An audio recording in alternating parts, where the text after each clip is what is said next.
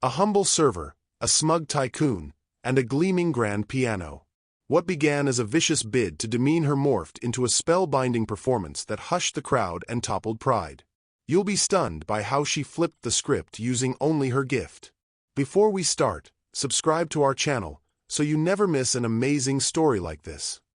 It was a balmy Friday night at the Chateau, a chic eatery nestled in Asheville, Georgia. The murmur of chatter blended with clinking silverware and the mellow hum of a saxophone near the bar, crafting an air of understated luxury. Clara, a 25-year-old server with an unassuming presence but a fiery glint in her gaze, navigated the floor with practiced ease, juggling trays and polite nods. To diners, she was just another staffer in black and white attire, but beneath the surface burned ambitions far grander than the crystal chandeliered room. Clara's true love wasn't waiting tables. It was music. From childhood, the piano had been her sanctuary, a language for every emotion she couldn't voice.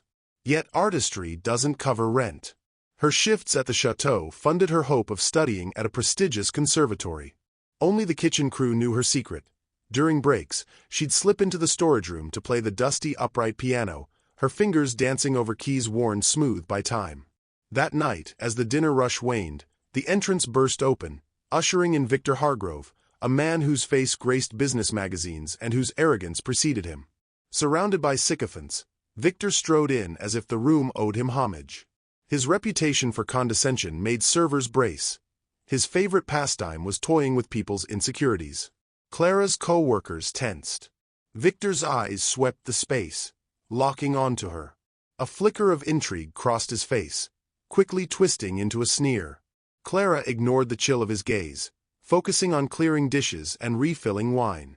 But Victor wasn't finished. He'd singled her out as his evening's amusement. Clara had grown up in a sleepy Georgia hamlet, where aspirations often dissolved like sugar in rain. Her mother, a hospice nurse raising 3 kids alone, scrimped to keep food on the table. Still, music thrived in their cramped home, a cracked vinyl collection, a weathered piano donated by a church. That instrument became Clara's rebellion. While friends played tag, she taught herself Chopin and blues riffs, her hands translating heartache and hope into melodies. Now, under Victor's mocking scrutiny, Clara's resolve hardened. Little did he know, his cruel game would unleash a force he couldn't control, a symphony of resilience, ready to silence the room. Her skill hadn't stayed hidden.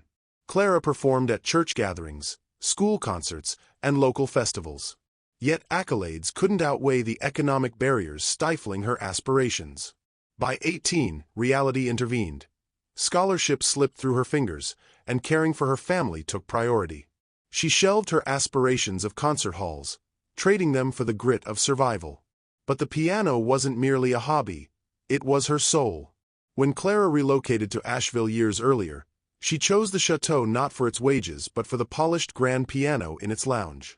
Though breaks were scarce, its presence anchored her. Music hadn't abandoned her, it lingered, patient. That evening, as Victor and his companions settled into their seats, Clara approached with polished professionalism. He ordered a rare whiskey and tossed out a jab loud enough to turn heads. Clara smiled thinly, jotting down requests, her composure unshaken by the tension radiating from him. "Clara, isn't it?" Victor drawled, eyeing her name tag. "Strikes me as a name with secrets." The remark unnerved her, but she nodded and retreated. She missed the sly glance he exchanged with his friend or how his gaze tracked her across the room.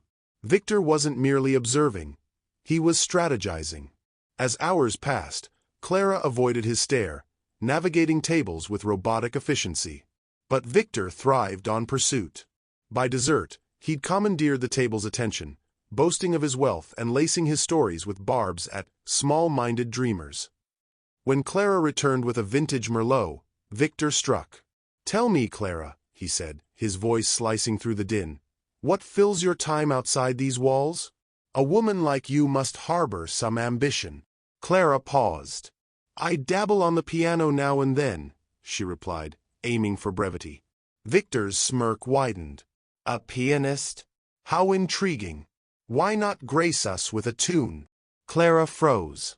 The room stilled. "Oh, I couldn't possibly," she demurred, forcing a light laugh. I'm here to serve, not perform. But Victor leaned back, arms spread. Nonsense. Indulge us. Unless, his tone sharpened, you're afraid to step out of your lane. The challenge hung in the air, sharp as shattered glass. Servers paused mid-step. Conversations dwindled. Clara's pulse roared in her ears. She knew the trap, humiliation or defiance.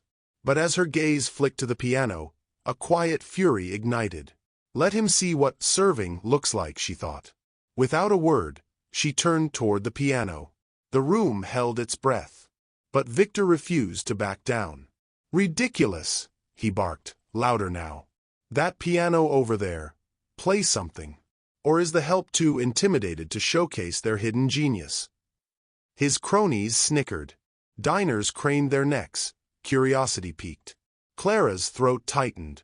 Every instinct screamed to refuse, but Victor's taunt crackled in the air, a gauntlet thrown.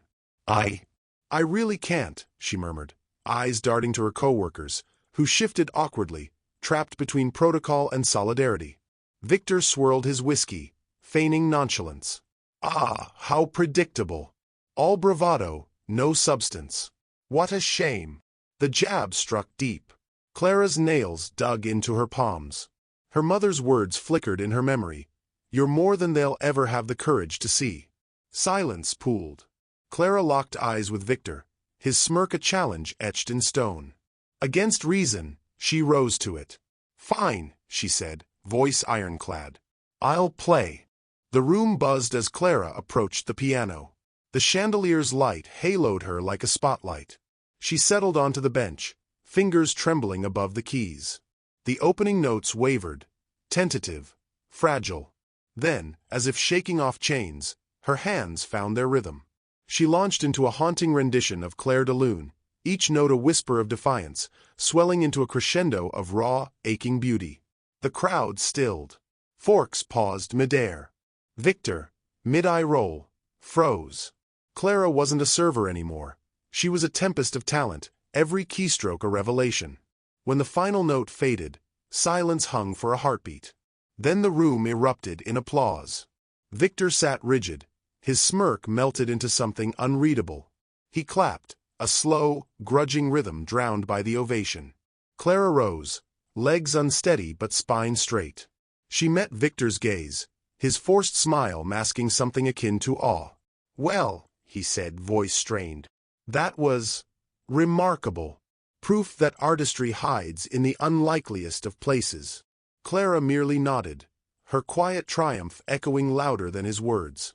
The piano had spoken for her, a language no taunt could tarnish. Clara met his stare. Thank you, she said, deliberate and calm. Everyone holds a spark. What matters is how you let it burn. The room hung on the silence. Victor shifted, his earlier bravado fraying at the edges. As the night faded, Clara's co-workers surrounded her, pride radiating. Victor's group, once loud, now avoided meeting anyone's eyes. When Clara presented the bill, Victor glanced up. You've proven your point. No need to gloat. It was never about you, she replied. Music speaks for itself. Victor had no rebuttal.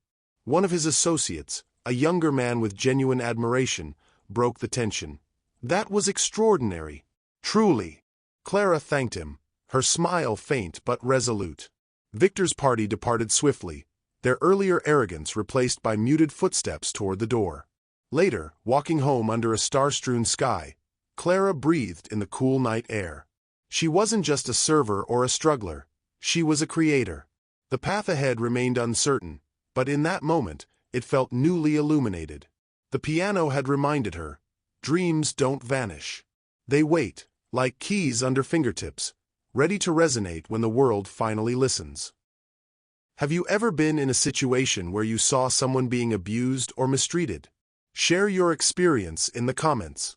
If you enjoyed this and want more content on inspiring Black stories channel like this, please like, subscribe, and hit the notification bell. Thanks for watching, and remember, real courage is not fearing the consequences, but prioritizing justice over comfort.